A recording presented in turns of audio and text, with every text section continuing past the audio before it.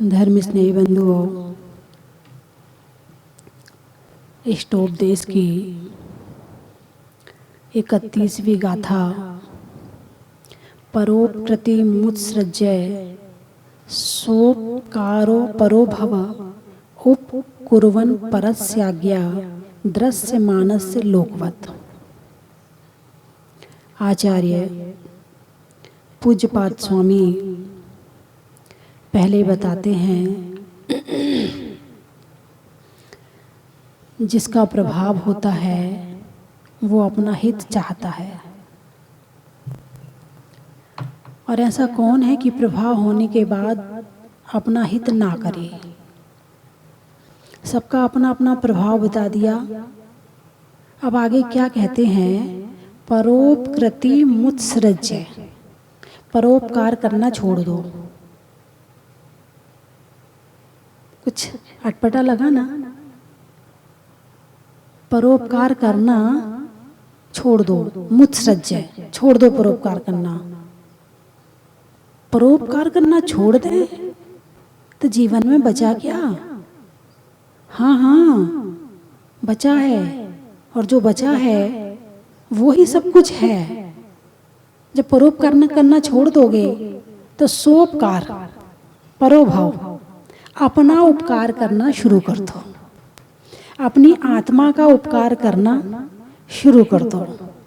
परोपकार में ही लगे रहोगे तो अपना उपकार कब करोगे? परोपकार करते करते तो ना जाने कितना समय व्यतीत किया। परोपकार तो जीवन में बहुत किया है, नहीं किया है तो अभी तक स्व का उपकार नहीं किया है। परोपकार अच्छी बात है, करना चाहिए। जो गृहस्थी में है, संसार में रह रहे हैं, उनके लिए तो प्रथम भूमिका में परोपकार ही आता है। लेकिन ये जो बात कही है, ये योगी के लिए कही है। जो जंगल में रहते हैं, ध्यान साधना करते हैं, अपने आप में लगे रहते हैं, उनके लिए ये बात कही कि अब तो टेंशन छोड़ दो। परोपकार करने की टेंशन छोड़ दो। अब तुम्हारा काम परोपकार करना नहीं है, तुम्हारा काम तो स्व उपकार करना है। जब तुमने घर छोड़ दिया, महल छोड़ दिए, मकान छोड़ दिए, परिवार छोड़ दिया, गांव छोड़ दिया, शहर छोड़ दिया, जब सब छोड़ दिया है तुमने, तो अब तुम आत्मा के उपकार में लग जाओ। अब तुम बाहर की टेंशन ना करो कि कहाँ क्या हो रहा है।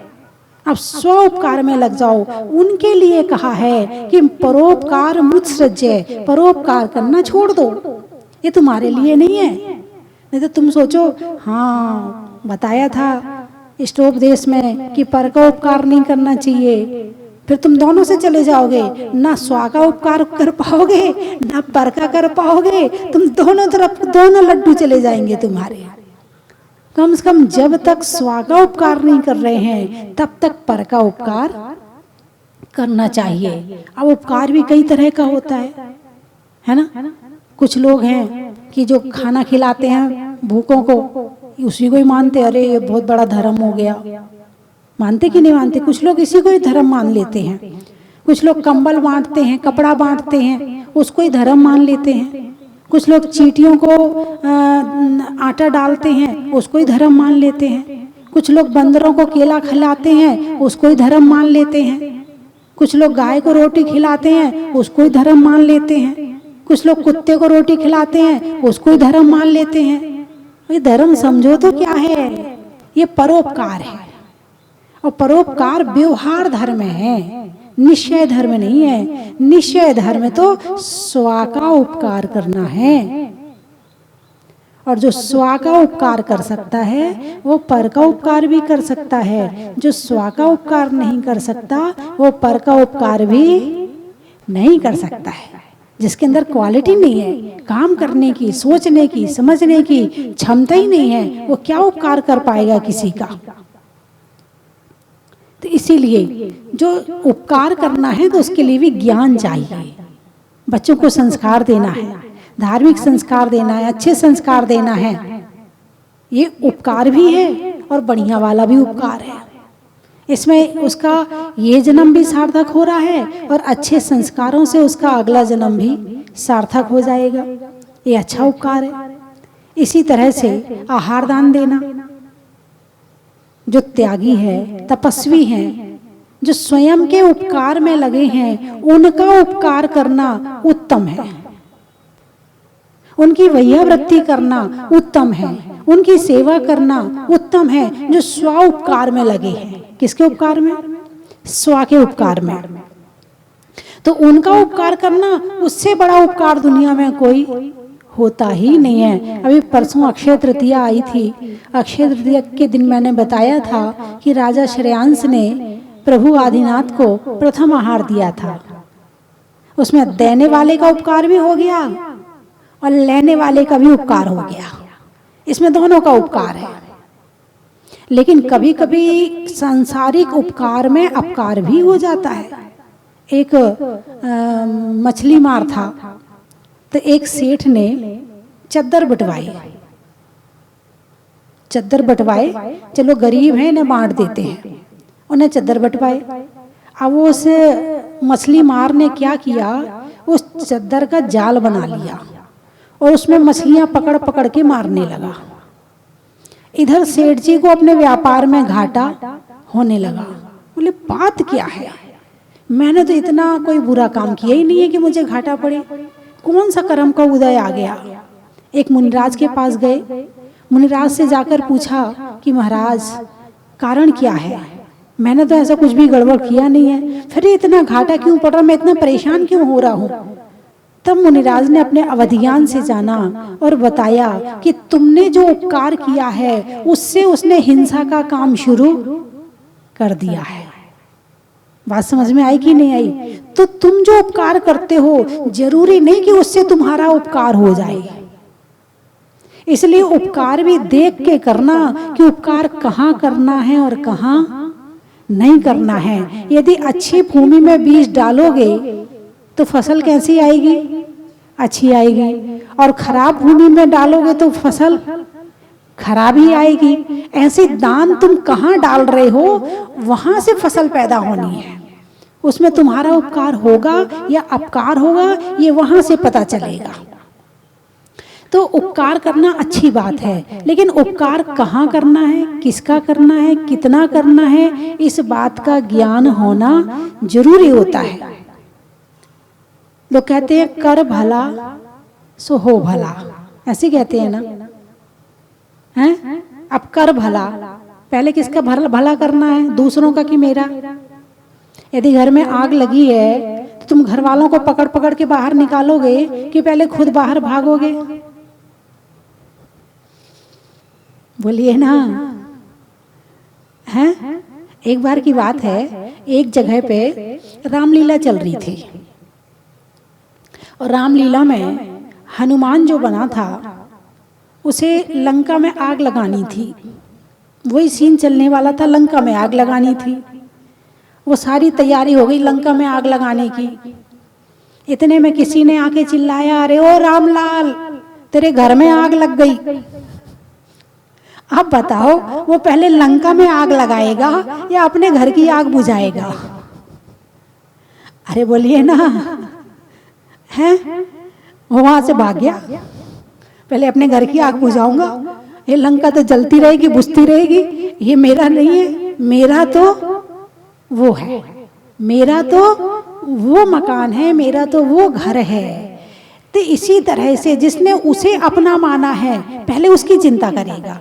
जिसने आत्मा को अपना माना है, शरीर को और बाहर की चीजों को पर माना है, उसकी चिंता बाद में करेगा और पहले वो अपनी आत्मा की चिंता करेगा।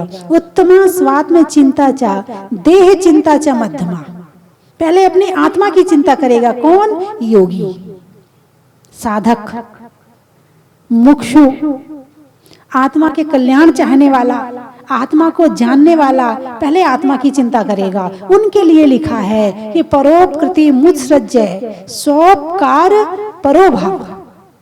पहले दूसरों की चिंता छोड़ो और अपनी चिंता करना शुरू करो। अब अपनी चिंता में कौन सी वाली चिंता? आत्मा की।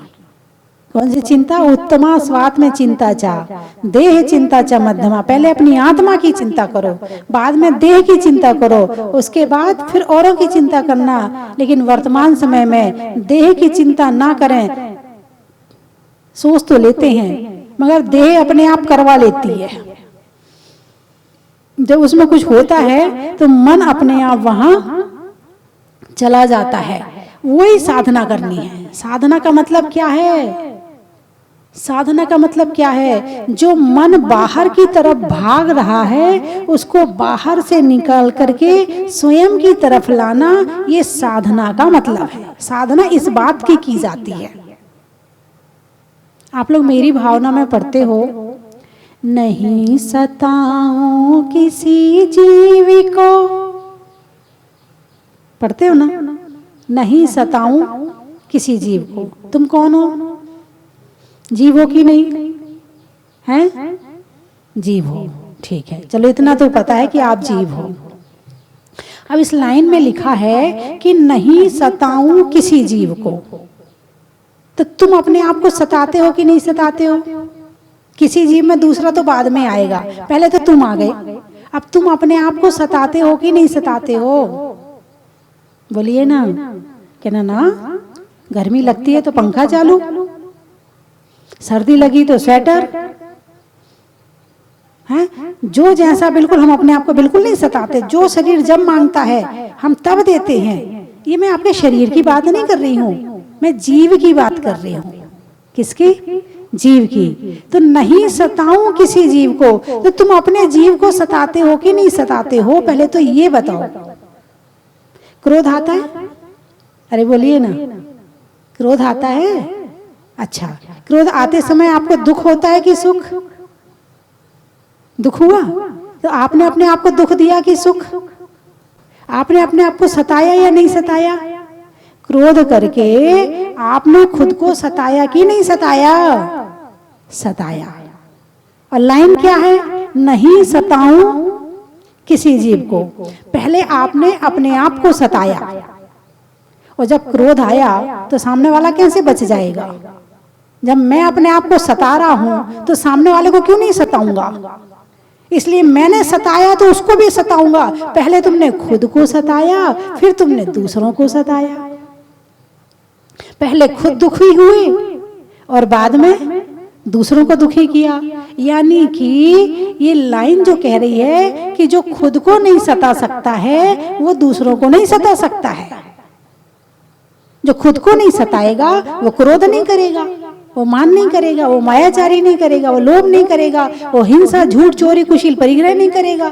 जब इनके माध्यम से जो खुद को नहीं सता रहा है तो दूसरों को क्या सताएगा? लाइन कितनी अच्छी है। नहीं सताऊं किसी जीव को। पहले हम अपने जीव को ना सताएं। जब हम अपने जीव को नहीं सताएंगे तो दूसरों को सताने लायक रहेंगे नहीं। भगवान महावीर हैं, राजपाट छोड़ करके, घर गृहस्थी छोड़ करके जंगल में जाके ध्यान करने लगे। अब जब ध्यान करने लगे तो अपनी आत्मा में उतरने लगे। अब बाहर क्या हो रहा है उन्हें कुछ नहीं पता है, वो अपनी आत्मा के ध्यान में है। जो अपनी आत्मा के ध्यान में बैठा है वो जीव किसी को सता सकता है क्या? अरे बोलिए ना, नहीं सता सकता है। तो इसीलिए इसमें जो सबसे अच्छी बात कही है कि सोपकार परो भाव। पहले अपना उपकार करो। किसका उपकार करो? अपना उपकार का मतलब क्या हुआ? क्रोध मत करो, मान मत करो, मायाचारी मत करो, लोभ मत करो, हिंसा, झूठ, चोरी, कुशील, परिग्रह मत करो।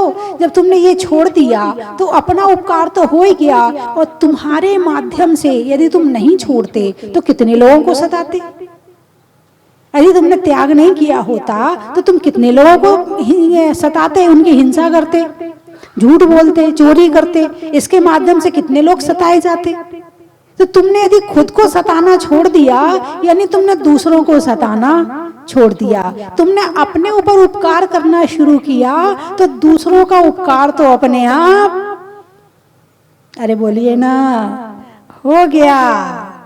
फिर करने की जरूरत नहीं पड़ेगी तुम्हें, तो अपना उपकार करने की जरूरत है। जो अपना उपकार कर लेता है दूसरों का उपकार तो अपने आप हो जाता है। जो अपना उपकार नहीं कर सकता है वो दूसरों का उपकार कर ही नहीं सकता है। एक बार की बात है, शास्त्र में एक नाम तो मुझे याद नहीं है, उदाहरण है कि एक मुनिराज ने दीक्षा ली। दीक्षा लेने के बाद वो ध्यान में खड़े हो गए, निष्प्रही, किसी को नहीं सताने वाले, क्रोध मान माया लोभ के त्यागी, हिंसा झूठ चोरी कुशील परिग्रह के त्यागी, राग द्वेष मोह से रहित वीतरागी बनकर वो जंगल में रहकर ध्यान करने लगे। अब वो ध्यान कर रहे हैं, उनके परिवार में जो जहाँ से वो आए थे उनके परिवार में उनकी बहन की शादी हुई, शादी होनी है और शादी के लिए लड़की को लेकर के दूसरे गांव जाना है। वो वहाँ से जो बैलगाड़ी है उसमें सारा दहेज का सामान रख के लड़की को बिठा के और जो जितनी भी वस्तुएं थी उन सबको लेके सारे रिश्तेदारों सहित वो निकले। और जब निकले जंगल की तरफ से गुजर रहे थे तो वहीं मुनिराज खड़े हुए ध्यान कर रहे थे। आनंद आ गया, मेरा बेटा मिल गया। क्या मिल गया? शादी में जाते हुए कौन मिल गया? मुनिराज नहीं, माँ बोल रही है। क्या कह रही है? मेरा बेटा मिल गया। मोह बोल रहा है, मुनिराज नहीं बोला। और बहन ने कहा, अरे भैया नमोस्तु नमोस्तु नमोस्तु, चलो अब बढ़िया हो गया। अब वो वहां से निकल गए, आगे गए। वहीं पर एक चोर डाकू आदि थे और जब माँ जा रही थी तो माँ ने पूछा, बेटा आगे कोई चोर डाकू तो नहीं है, कोई लूटपाट का मामला तो नहीं है, कोई खतरा तो नहीं है? वो तो ध्यान में लीन थे, वो कुछ भी नहीं बोले। अब माँ पूरे परिवार को लेके, पिता वगैरह सबको लेके आगे बढ़े। आगे चोर डाकू मिले और उन्होंने जितना धन था सारा लूट लिया। जन हानि नहीं की लेकिन धन सारा लूट लिया। तो आपस में वो चोर बात कर रहे हैं, वो डाकू बात कर रहे हैं। बोले, देखा मैंने कहा था ना, वो जो नंगा साधु खड़ा है ना वो किसी को नहीं बताएगा, कुछ भी नहीं बताया ना उसने। यदि वो बता देता तो आज हमें इतना धन कहां से मिलता। माँ ने सुना, अरे मेरे बेटे को पता था कि आगे चोर डाकू हैं और उसने मुझे बताया नहीं, उसने मुझे सावधान नहीं किया। ओहो, उसको बड़ा दुख हुआ, बड़ा कष्ट हुआ। अब जो मोह में रहता है उसकी भावना वैसी रहती है। उसने डाकू से कहा, तेरा चाकू दे। बोले क्यों? बोले अपनी कोख काट लूं। बोले क्यों? बोले मेरे बेटे ने मुझे नहीं बताया। क्या नहीं बताया? कि आगे चोर डाकू है, तुम लूट जाओगे, आगे मत जाओ। जब मेरा बेटा मेरे साथ ऐसे करता है तो ऐसे बेटे को जन्म देने से तो अच्छा है मैं अपनी कोख काट लूं।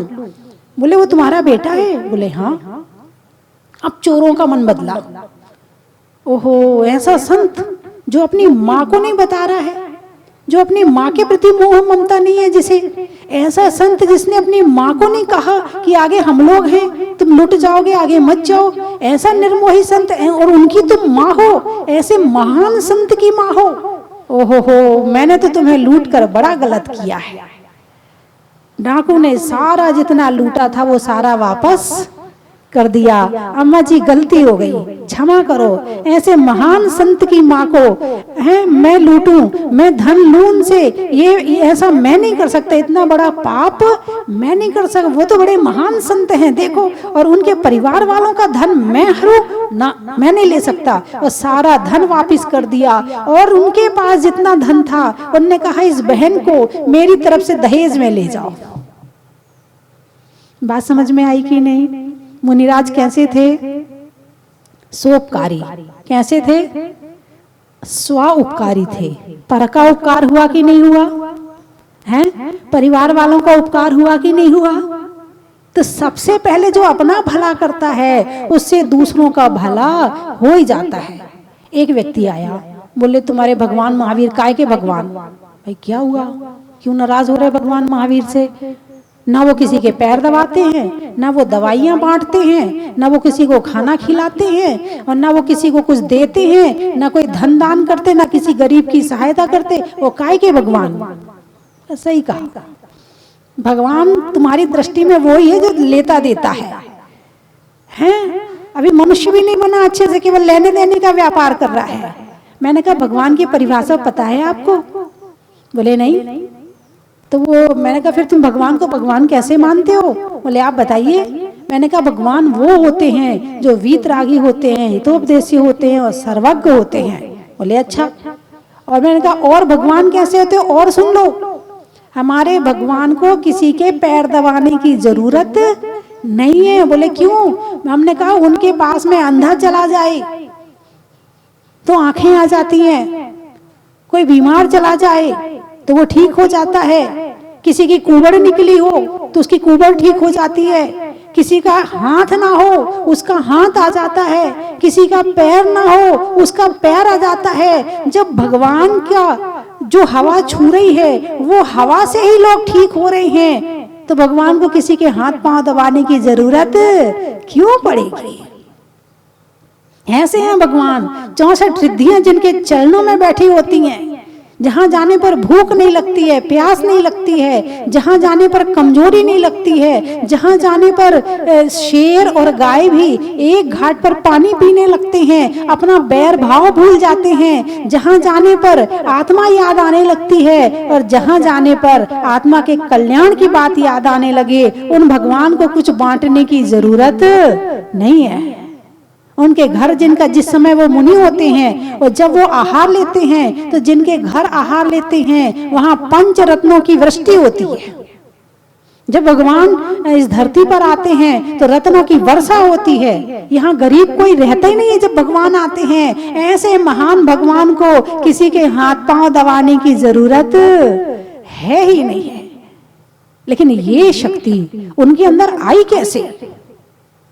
ये शक्ति उनके अंदर आई कैसे? क्योंकि जो भगवान का भूत है वो हमारा वर्तमान है। भगवान ने जो पिछले जैसे पहले थे वैसे हमारे जैसे थे, और जो वर्तमान है भगवान का, यदि हम पुरुषार्थ करें तो भविष्य बन सकता है। लेकिन भगवान ने ये शक्ति प्राप्त कहां से करी? ये शक्ति प्राप्त करी उन्होंने स्व उपकार से। उन्होंने पहले स्व का उपकार किया, क्रोध, मान, माया, लोभ, हिंसा, झूठ, चोरी, कुशील, परिग्रह का त्याग करके आत्म साधना करी। आत्म साधना करके फिर उन्होंने केवल ज्ञान की प्राप्ति की, और जब केवल ज्ञान प्राप्त हो गया तो अतिशय और चमत्कार, तो उनके आगे पीछे घूमने लगे। भगवान के चरणों में कोई पागल चला जाए उसका पागलपन ठीक हो जाता है, कोई कम बुद्धि वाला चला जाए उसकी बुद्धि ठीक हो जाती है। ऐसे भगवान को किसी को कुछ करने की जरूरत नहीं है। ये आत्मा की शक्तियां जब प्रकट होती हैं तो पर उपकार अपने आप होने लगता है। लेकिन संसार में केवल पर उपकार को ही सब कुछ माना जाता है, इसलिए मामला गड़बड़ हो रहा है। स्व उपकार यानी कि यदि आपने किसी को खाना खिलाया, कितनी देर चलेगा? सुबह खाना खिलाया, कब तक चलेगा? शाम तक खा ली। आपने किसी को दवाई दी, गारंटी है कि उसको आज दवाई दी है तो कल बीमारी नहीं होगी? नहीं है गारंटी, है ना? आपने किसी की जान बचाई, उपकार में किसी की जान बचाई, तो फिर जरूरी है कि वो कभी नहीं मरेगा? ये गारंटी है? नहीं है। यानी आपने जो दूसरों का उपकार किया है वो केवल थोड़ी देर का है, लेकिन भगवान जो स्व उपकार करने के बाद केवल ज्ञान की प्राप्ति करता है, और केवल ज्ञान होने के बाद जो परोपकार होता है उसकी तो कहीं कोई किसी से बराबरी करी ही नहीं जा सकती है। इसीलिए यहाँ पर कहा है पहले स्व उपकार करो, पहले आत्मा की शक्ति को प्राप्त करो। जब आत्मा की शक्तियां प्रकट होंगी तो परोपकार करना नहीं पड़ेगा, क्या अपने आप हो जाएगा। यहाँ तो अभी करना पड़ता है, उसका ऐसा कर दो, उसका ऐसा कर दो, और ना हो तो फिर गुस्सा भी आता है, ना करने मिले तो क्रोध भी आता है? ऐसा भाव होता है, मैंने कहा था कि ऐसा ऐसा कर दे और तूने किया नहीं, यहाँ पर आ गया गुस्सा। तो केवल पर उपकार में लगे रहोगे तो ना पर का उपकार होगा ना स्व का उपकार होगा। न पर का उपकार होगा न स्व का उपकार होगा। और यदि हम अपना उपकार करेंगे तो पर का उपकार तो अपने आप हो ही जाएगा। फिर भी जब तक लोग गृहस्थ हैं, घर में रहते हैं, आत्म साधना नहीं कर पाते हैं, तो उनके लिए मुख्य परोपकार हो जाता है। लेकिन आचार्य पूज्यपाद स्वामी के इस श्लोक को भी इग्नोर नहीं किया जा सकता है। अध्यात्म शुरू हो रहा है, यहाँ से अपनी तरफ जाने का मामला शुरू हो रहा है। अभी तक तो केवल बाहर बाहर का बताया था, मोहेन समृतम ज्ञानम स्वभावम लभते नहीं, कि मोह ने ढक लिया है हमारे ज्ञान को, और भी कई तरह से समझाया है। अब ले जा रहे हैं अपने अंदर की तरफ। 31वीं गाथा से आचार्य भगवान अंदर की तरफ ले जा रहे हैं कि अब परोपकार छोड़कर स्व उपकार कर। परोपकार करते तो अनादिकाल बीत गया, कुछ नहीं हुआ। कितनों की जान बचाई, वो भी मर गए। कितनों को, मैं ये नहीं कह रही कि आज से आप मारना शुरू कर देना, आज से अभयदान देना मत करना, ऐसा नहीं कह रही हूँ। जब तक आप ग्रस्त में हैं तो पर उपकार आपका प्रमुख धर्म है। और जब आप साधना करने घर से निकल पड़ते हैं, योगी बन जाते हैं, तो आपका स्व उपकार पहला धर्म हो जाता है। बात समझ में आई कि नहीं आई? फिर वहां पर स्व उपकार पहला धर्म हो जाता है। पहले अपना देखो, अपनी आत्म साधना देखो। तुम्हारे व्रतों में दोष तो नहीं लग रहा, तुम्हारे उसमें गड़बड़ तो नहीं हो रहा। पहले अपना उपकार देखो, बाद में दूसरों का उपकार देखो। तो आचार्य भगवान पूज्यपाद स्वामी इस श्लोक में बता रहे हैं कि परोपकार मुत्सृज्य, परोपकार करना छोड़ दो। आप इसका उल्टा मतलब मत निकाल लेना कि माता जी ने कहा है परोपकार करना छोड़ दें, तो जो आजकल वहां बाहर भोजन बांट रहे हैं और आजकल जो ऑक्सीजन बांट रहे हैं, ये सब बेकार है। नहीं, जब तक तुम अपने अंदर नहीं आए हो तब तक वो भी अच्छा है। ऐसा ना हो कि तुम यहाँ तो पहुंचो ना और वहां को छोड़ दो, तो बीच में आसमान से गिरे और खजूर में अटके, ना ऊपर के रहे न नीचे के रहे, बीच में ही अटक गए। तो जब तक घर में हैं तब तक परोपकार करना, लेकिन स्व उपकार करना भी भूल मत जाना। इसलिए ये ग्रंथ है। आप आचार्य भगवान का उपकार देखो, कितने वर्षों पहले, इतने साल पहले उन्होंने ये ग्रंथ लिखा। कितने साल पहले? इतने साल पहले। किस भावना से लिखा? परोपकार की भावना से। कौन सी भावना से? परोपकार की भावना। ये है सच्चा परोपकार। वो ग्रंथ लिखा और आज तक हम इसको पढ़ करके अपना उपकार कर रहे हैं। स्वाध्याय करना अपना उपकार है, स्वाध्याय कराना दोनों का उपकार है। बच्चों को अच्छे संस्कार देना, धार्मिक संस्कार देना, ये अच्छा वाला परोपकार है। बढ़िया वाला, कई क्वालिटी होती है परोपकार की, जो मैंने अभी शुरू में बताया था। कुत्ते को रोटी डालना है, गाय को रोटी डालना, डाले, जीव है, दया करनी चाहिए। दया के बिना धर्म नहीं है। लेकिन जब तुम अपने अंदर आना शुरू कर दो तो फिर वहां पर दया खुद पर करना है। दूसरों पर तो दया बहुत कर ली, अब दया किस पर करनी है? खुद पर करनी है।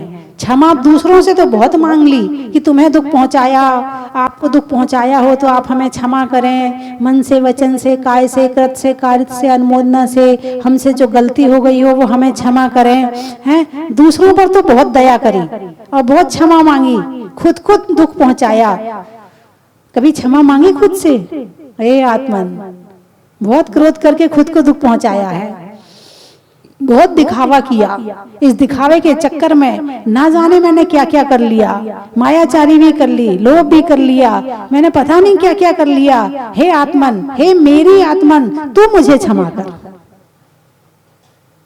तो परोपकार क्या है और स्व उपकार क्या है, शायद आज इस व्याख्या से समझ में, अरे बोलिए ना, आ गया होगा।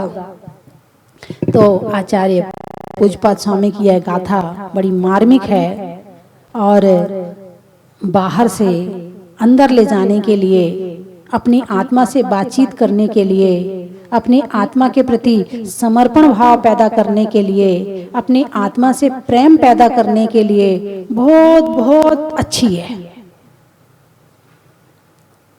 उनका उपकार है हमारे ऊपर, हमारे आचार्यों का उपकार है कि भगवान महावीर की वाणी को हम आज पढ़ पा रहे हैं। ये हमारे आचार्यों का उपकार है, नहीं तो उन्हें क्या जरूरत थी। वो इतने ज्ञानी थे, इतने ध्यानी थे, ना भी लिखते तो कोई जरूरत नहीं थी उन्हें लिखने की, लेकिन उनने आने वाली पीढ़ियों पर भावना भाई कि उनका कल्याण कैसे होगा, तब उन्होंने इसे लिपिबद्ध किया और हम तक पहुंचाया। तो ये उनका उपकार हमारे ऊपर है। और हम यदि हम भी ऐसा ही काम करें कि हम अपना भी कल्याण करें और दूसरों का भी हो जाए, ऐसा उपकार कर सकें, तो कम से कम हमारा भी जीवन सफल हो जाएगा। बोलिए 24वें भगवान की